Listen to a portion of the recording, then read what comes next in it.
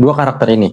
Dua karakter ini itu udah berhasil mengubah cara mandang gue terhadap mimpi dan usaha. Dua karakter ini adalah Thorfinn Karlsefni dan juga Raja Kenut dari anime Vinland Saga.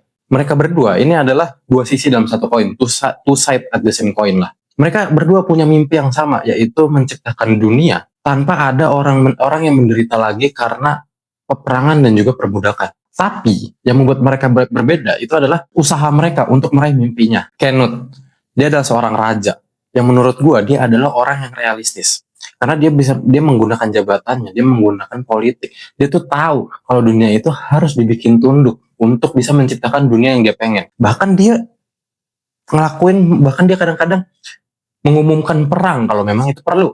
Dan si Kenut ini itu sangat-sangat berbanding terbalik dengan temannya, yaitu MC kita, Thorfinn Karlsefni. Dimana Thorfinn ini itu dia pengen banget menciptakan dunia yang tadi gue bilang, dunia dimana tidak ada lagi orang yang menderita karena peperangan dan juga karena perbudakan.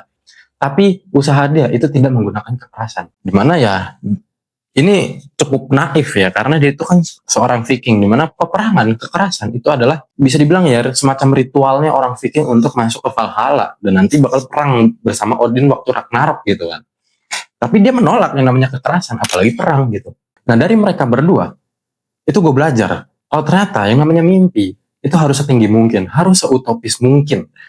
Nah, kalau untuk masalah ngeraihnya, kalau untuk masalah mewujudinnya, itu perihal beda lagi. Kalau masalah mewujudinnya, itu kita bisa milih lah. Kita, kalau takut sama resikonya, kita bisa untuk jadi si Kenut, Raja Kenut ini. Kita bisa untuk menjadi realistis. Kita bisa memanfaatkan apa yang kita punya untuk sementara waktu. Tapi kalau misalnya emang kita udah berani all in, kita udah siap untuk menanggung semua resikonya, kita udah siap untuk mengorbankan apa yang kita punya, ya kita bisa aja jadi Thorfinn Karlsefni gitu. Dan kalau lu tanya apa mimpi utopis gua itu kurang lebih sama kayak mereka berdua. Gue pengen ada dunia di mana gak ada lagi orang yang menderita atas ketidakkompetennya orang-orang untuk menjalankan tugasnya. Gue gak pengen ada orang yang menyerah atas hidupnya karena dia takut untuk cerita ke orang lain, karena dia takut dijudge, karena dia takut dibandingin dan lain-lain. Gue melakukan itu semua dengan apa yang gue tahu untuk saat ini.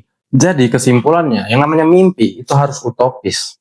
Tapi masalah usaha, kita boleh milih antara kita mau jadi realistis ataupun kita jadi si idealistis. Nah jadi, pertanyaannya adalah, udah seutopis apa mimpi lo?